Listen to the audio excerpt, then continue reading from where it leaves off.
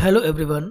मैं उमेश पाल आप सभी विद्यार्थियों का आपके अपने चैनल टीचर्स वर्ड में स्वागत करता हूं। सभी विद्यार्थियों को राधे राधे, जय श्री कृष्णा। उम्मीद है कि आप सभी स्वस्थ और मस्त होंगे और आपकी पढ़ाई ठीक चल रही होगी।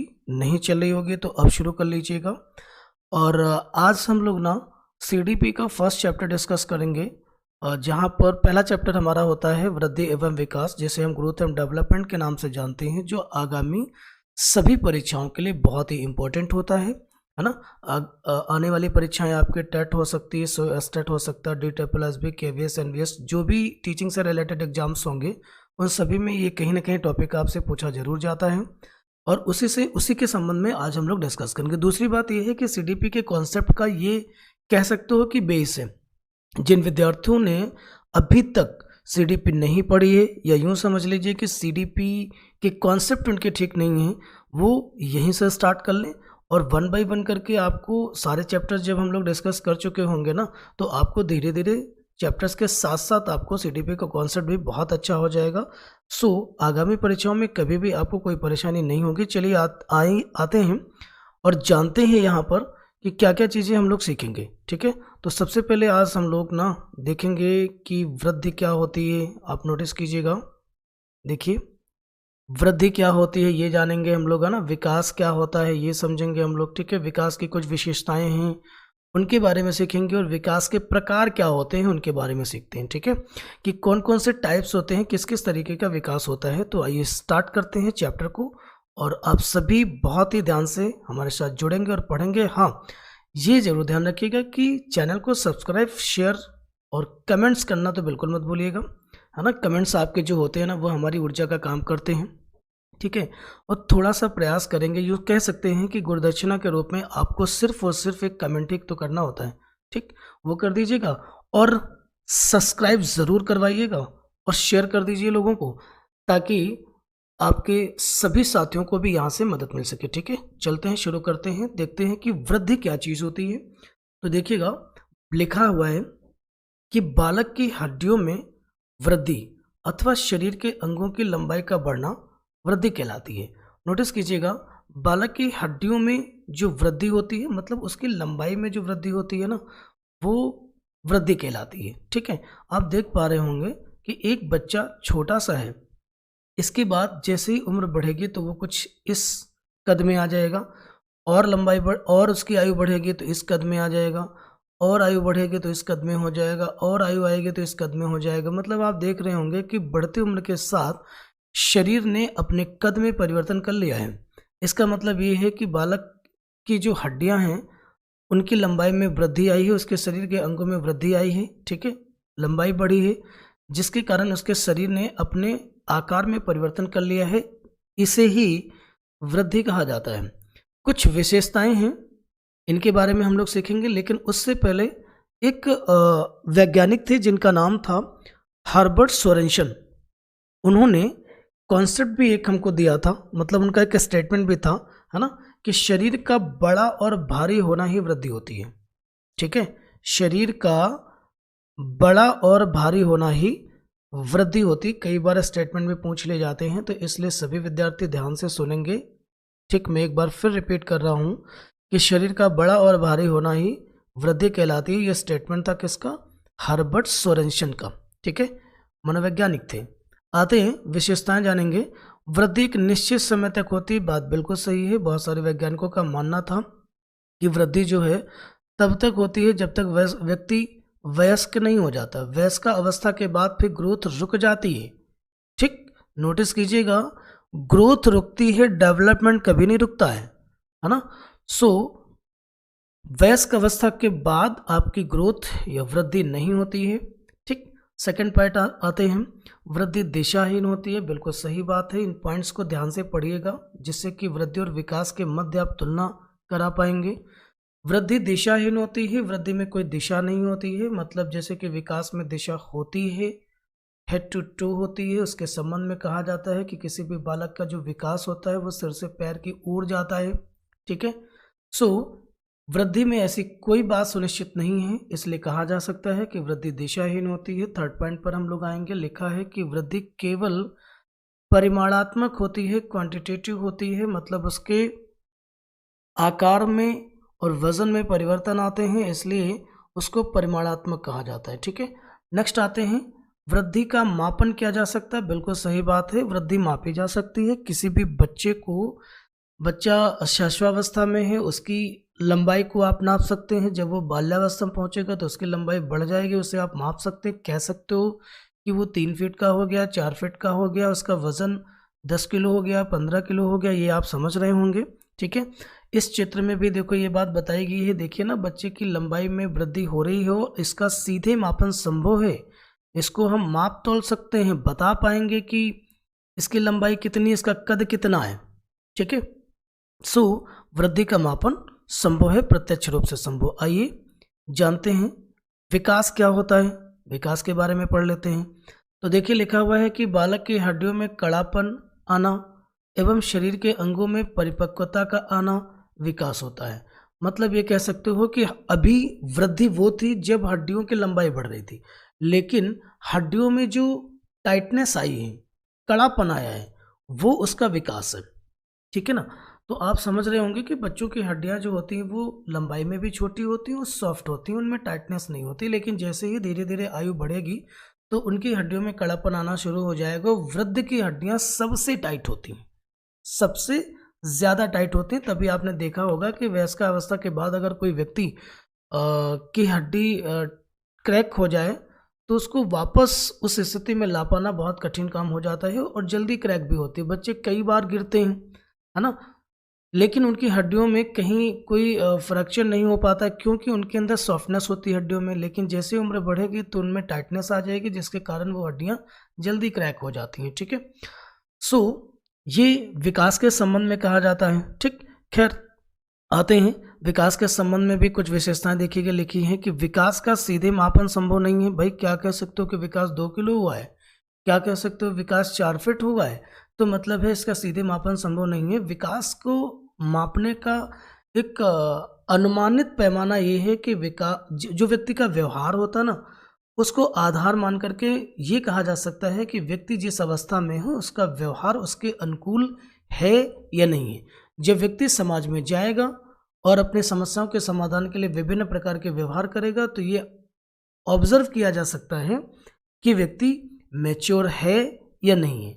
यही फर्क करता है, ये व्यवहार ही फर्क करता है बच्चे और बड़ों में। ठीक है, तो उम्मीद है समझ आया होगा कि विकास का सीधे मापन संभव नहीं है। सेकंड पॉइंट आएंगे, विकास का क्रम निश्चित होता है। हमने पढ़ा हुआ है कि वृद्धि का क्रम निश्चित नहीं होता है, ठीक है, लेकिन विकास का क्रम निश्चित होता है। नोटिस कीजिएगा विकास का क्रम क्या होता है, सीक्वेंस क्या होता है। जैसे इन्फेंसी है, शैशवावस्था है, चाइल्डहुड है, एडोलेसेंस है। चाइल्डहुड क्या होता है, बाल्यावस्था होती है।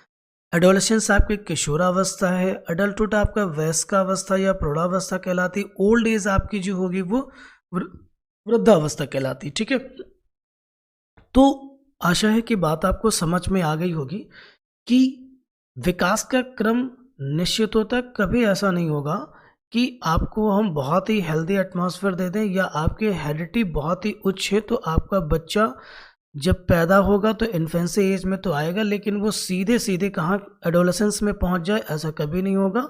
इस सीक्वेंस से उसे गुजरना होगा। ठीक है, और इसीलिए कहा जाता है कि विकास का क्रम निश्चित होता है और कभी ऐसा नहीं होगा कि किशोरा अवस्था की जो भी प्रॉपर्टीज होती हैं वो एक क्रम पहले आ जाएंगे किसी भी बच्चे में। ठीक है, सो ऐसा कभी नहीं होगा। इसी का नाम है विकास का क्रम निश्चित होता है। आगे आते हैं, कुछ और भी विशेषताएं हैं हमारे पास, उनको पढ़ेंगे हम लोग। विकास जीवन पर्यंत होने वाली एक सार्वभौमिक घटना है। जी बिल्कुल, विकास जीवन भर चलता है और सार्वभौमिक घटना का मतलब ये है कि यूनिवर्सल इंसिडेंट है, सभी के साथ होता है, पर्यावरण में स्वतंत्र रूप से होता है। बस ये होता है कि कुछ पर्यावरण जो होगा ना विकास को प्रभावित कर सकता है, बाकी उसमें अवरोध नहीं पैदा कर सकता। ठीक है, या उसको रोक नहीं सकता या बहुत तेज नहीं कर सकता।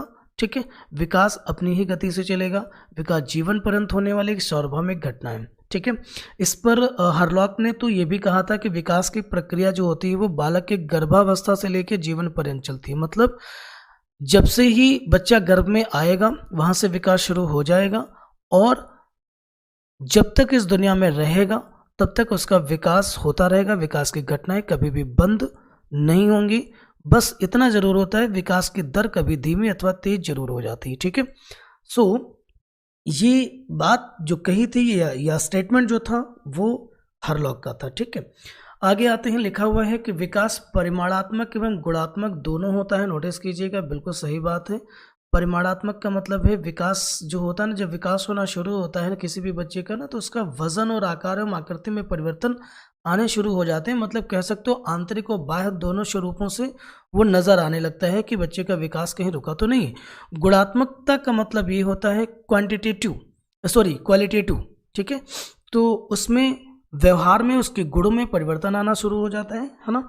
आप जानते हो कि बाल्यावस्था में बच्चे का व्यवहार किस तरह का होता है और किशोरावस्था में किस तरह का होता है, और जैसे जैसे वो वयस्क अवस्था को प्राप्त करेगा तो वो एक वयस्क की भूमिका में स्वतः आ जाएगा। ठीक है, उसके लिए आपको कोई विशेष स्कूलिंग या कह सकते हो ट्रेनिंग की कोई ज़रूरत नहीं पड़ती इसमें। ठीक है, आते हैं विकास में दिशा होती है। बहुत प्यारी बात, सुंदर बात कही है कि विकास में दिशा होती है। बहुत ज़्यादा पूछा जाने वाला पॉइंट है ये कि विकास में दिशा होती है। ठीक, तो आएंगे, विकास में दिशा होती है, इस बात की जो पुष्टि करी थी वो श्रीमती हरलॉक जी ने करी थी, है ना। श्रीमती हरलॉक ने करी थी इसकी पुष्टि। ठीक, उन्होंने कहा था कि बच्चे का जो विकास होता है वो सिर से पैर की ओर होता है, जिसको हम लोग हेड टू टो कहते हैं। इसे और भी कई नामों से जाना जाता है ना। केंद्र से परिधि की ओर भी कहा जाता है, शिरा पदा अभिमुख भी कहा जाता है। तो विकास की जो दिशा होती है सिर से पैर की ओर होती है, हेड टू टो होती है, इसे आप याद रखोगे। मतलब ये होता है कि बालक का जो विकास होता है सबसे पहले सिर में आता है, फिर धीरे धीरे धड़ से होते हुए पैरों की ओर चलता है। मतलब यूँ कह सकते हैं कि बच्चा जब बहुत मतलब नवजात शिशु जो होता है ना, देखा होगा कभी आपने कि उसकी माँ उसको गोद में लेते समय उसके सिर में भी हाथ लगाती है। अगर ऐसा वो ना करे तो अभी वो सिर संभालने की स्थिति में नहीं होता, क्योंकि विकास सिर्फ और सिर्फ सिर में है, अभी वो गर्दन तक भी नहीं पहुंचा है।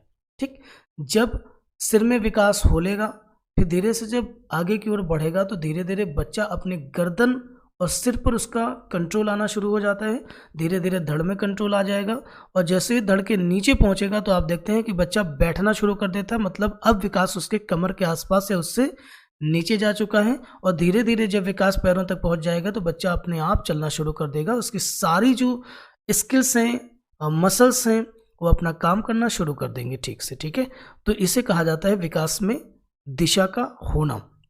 आगे आते हैं, अब देखेंगे, हम लोग पढ़ेंगे कि विकास के प्रकार क्या होते हैं, कितने तरीके का विकास होता है। तो आप देखेंगे कि फिजिकल डेवलपमेंट होता है, कॉग्निटिव डेवलपमेंट होता है और मोरल डेवलपमेंट होता है। थोड़ा थोड़ा सभी के बारे में हम आपको बताते चलेंगे। जैसे फिजिकल डेवलपमेंट की बात हो रही है तो शरीर में जो मसल्स पाई जाती हैं, जो तंत्रिका तंत्र है आपका, है ना, कह सकते हैं कि जो शारीरिक विकास होता है ना, उसको आप फिजिकल डेवलपमेंट के नाम से जानते हैं। मतलब शरीर के सभी अंगों का परस्पर विकास होना। ठीक है, बात कर लेते हैं कॉग्निटिव डेवलपमेंट की। इसे संज्ञानात्मक विकास कहते हैं। इस तरीके से वो होता है, कह सकते हो इसे मेंटल डेवलपमेंट या एबिलिटी के नाम से भी जाना जा सकता है। इसको हम हिंदी में मानसिक विकास कहते हैं। आपको बात समझ में आ रही होगी। मानसिक विकास का अर्थ होता है जब बच्चे का दिमाग सोचने समझने की क्षमता विकसित कर लेता है, या यूं कह सकते हैं कि वो अपने समस्याओं का समाधान करना, प्रत्यक्षण करना, चिंतन करना, स्मृति उसके अंदर आना शुरू हो जाती है। तो इस तरीके की जो गतिविधियां होती हैं वो कॉग्निटिव डेवलपमेंट को रिप्रेजेंट करती हैं। ठीक है, और इसी का नाम है कॉग्निटिव डेवलपमेंट। इसको पियाजे ने बहुत अच्छे से समझाया है। मेरी पीछे की वीडियो आप देख सकते हो, और आगे भी मैं पियाजे को डिस्कस करूंगा, डिटेल डिस्कस करूंगा। फिलहाल आते हैं मोरल डेवलपमेंट, जिसको नैतिक विकास के नाम से जाना जाता है। बच्चा जो नैतिकता का प्रदर्शन करता है परिवार में, समाज में, उसे मोरल डेवलपमेंट कहा जाता है। और हर व्यक्ति जो समाज में व्यवहार करता है वो अपनी कॉग्निशन के आधार पर ही करता है। अगर व्यक्ति का कॉग्निशन ठीक होगा, सोचने समझने की क्षमता ठीक होगी, मेंटल एबिलिटी ठीक होगी, तो उसका मोरल डेवलपमेंट भी ठीक ही होता है। आगे आते हैं, और कौन कौन से प्रकार होते हैं उनको जान लेते हैं। देखिएगा, लिखा हुआ कि सोशल डेवलपमेंट भी होता है। जी बिल्कुल, सामाजिक विकास होता है। तो जब बच्चा समाज में रहेगा, समाज की गतिविधियों को जानेगा, ठीक है। तो समाज से सीखता है और सीखने के बाद उस पर अपने संज्ञान से उन चीज़ों को कह सकते हो कि मतलब अच्छा या बुरा में परिवर्तन करता है, और जो उसके लिए अच्छे होते हैं उसे वो रोक लेगा और समाज में फिर उसे ही लौटाएगा, मतलब व्यवहार के स्वरूप उसको लौटाएगा। कह सकते हो कि जो व्यक्ति समाज में रहकर सामाजिक गतिविधियों को सीखता है, उस प्रकार का जो डेवलपमेंट होता है वो सामाजिक कहलाता है। ठीक है, ये समाज में ही होता है। दूसरी बात कर लेते हैं लैंग्वेज डेवलपमेंट की। तो जो भाषा का विकास होता है, ये भी भाषा का विकास होता है। आप पढ़ेंगे, लिखेंगे, भाषा का उपयोग करेंगे, है ना, विभिन्न प्रकार से विभिन्न परिस्थितियों में, और जितना ज़्यादा भाषा का प्रयोग करेंगे उतना ज़्यादा आपका भाषिक विकास होता रहेगा। इमोशनल डेवलपमेंट की बात करते हैं, इसको संवेगात्मक विकास कहा जाता है। कहीं ना कहीं ये जो संवेगात्मक विकास होता है ना, वो संज्ञानात्मक विकास से अटैच करता है।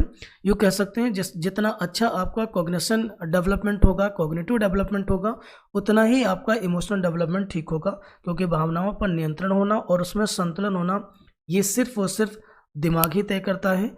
और फिर इनका जो व्यवहार होता है वो हम सोशल पटल पे करते हैं। तो व्यक्ति का या बालक का संज्ञानात्मक विकास ठीक हो, इसके लिए उसका समाज में रहना और गतिविधियों में रहना बहुत ही आवश्यक होगा। लास्ट पॉइंट हम लोग आएंगे, मोटर या डायनेमिक डेवलपमेंट किसे कहा जाता है। इसको आप कह सकते हो क्रियात्मक विकास भी कहा जाता है, इसी का नाम है। ठीक है, तो या इसको गामक विकास भी कहा जाता है। तो ये दो तरीके का होता है। कहने का मतलब ये होता है कि इसमें जो मांसपेशियां हैं, तंत्र है, ठीक है, इस पर शारीरिक गति पर जो नियंत्रण प्राप्त करने का काम होता है वो आपका डायनामिक डेवलपमेंट कहलाता है। ये दो प्रकार का होता है, एक फाइन मोटर होता है, दूसरा होता है ग्रॉस मोटर। फाइन मोटर का मतलब होता है जिसमें सूक्ष्म गतिक कौशल आते हैं, आपने पढ़ा होगा सूक्ष्म पेशी कौशल जिसको कहा जाता है। और जो ग्रॉस मोटर होता है इसको आप कहा जाता है स्थूल पेशी अवस्था कह सकते हो इसको। ठीक है, फाइन मोटर उसे कहा जाता है या सूक्ष्म गतिक कौशल उसे कहा जाता है जिसमें आपके शरीर की छोटी छोटी मसल्स उपयोग में आती हैं, है ना, जैसे लिखना, कढ़ाई करना, बुनाई करना।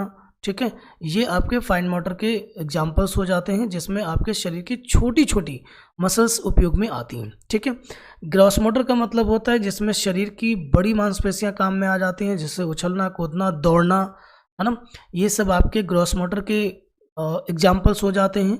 इसको कहा जाता है स्थूल पेशी कौशल कहा जाता है।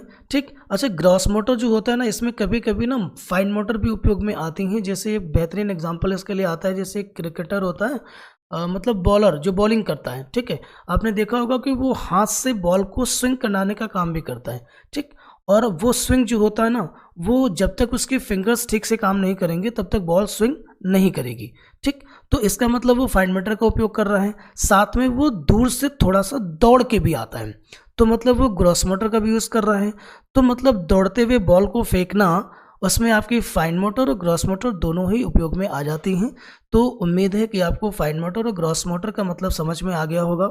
मतलब यूँ कहेंगे कि स्थूल कौशल और सूक्ष्म कौशल के एग्जाम्पल्स और ये होते क्या हैं, ये चीज़ें आपको समझ में आ गई होंगी। आज की क्लास को फिलहाल हम इतना ही रखेंगे। ठीक है, आशा है कि आपको सभी चीज़ें समझ में ठीक से आ गई होंगी, और अगर कोई डाउट होता है तो मुझे आप कमेंट्स के थ्रू बता दीजिएगा, तो मैं आपको वो भी एक्सप्लेन कर दूंगा। और नेक्स्ट क्लास जो होगी ना, वो इसी के सीक्वेंस में हम लोग आगे बढ़ेंगे। ठीक है, सो चैप्टर अभी हमारा कंप्लीट नहीं हुआ, मात्र उसका एक सेगमेंट है, एक पार्ट है। चैप्टर बड़ा है और इसको हम लोग मे बी 2 अथवा 3 पार्ट में ख़त्म करेंगे। हाँ, एक चीज़ और भी ध्यान रखना है हमको कि हम चैप्टर को कंप्लीट करने के बाद तुरंत क्वेश्चन सीरीज़ भी करेंगे, ताकि आपको ये समझ में आए कि किस किस तरह से क्वेश्चंस यहाँ पे पूछे जाते हैं। सो आज की क्लास को हम यही वाइंड अप करेंगे। Thank you so much.